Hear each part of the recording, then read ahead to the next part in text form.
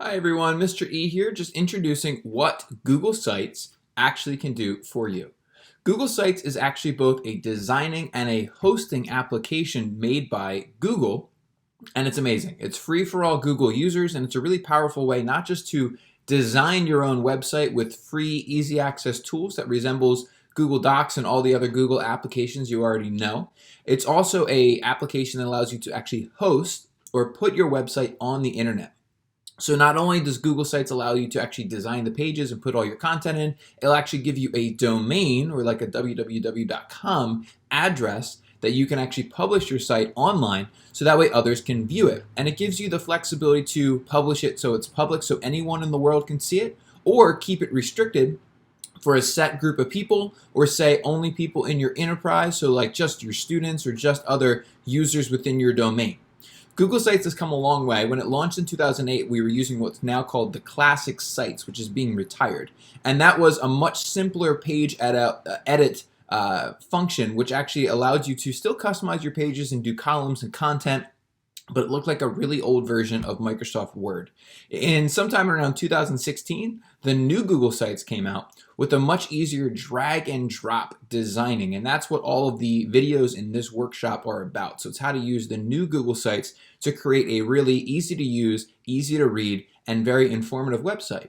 Now, we typically think that sites can be used in the education world, at least, primarily for your teacher webpage, and that's completely true. You can use a Google site to obviously introduce yourself to all your parents and your whole learning community, as well as describe some basic fundamental things about your classes and some general resources or things for your students to access with ease throughout the school year.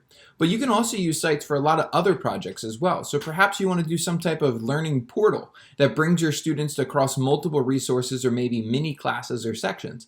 Or maybe you actually want to run a class through a Google site.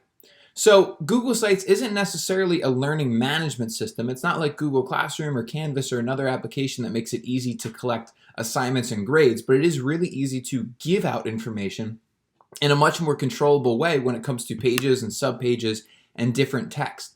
I've seen some really awesome sites used specifically for different competitions where you could have different pages for different parts of the competition and different criteria that has to be completed much easier than you could maybe do in separate posts.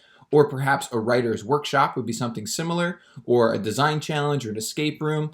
Things like that, little mini activities that maybe need to have a set structure or something that repeat annually.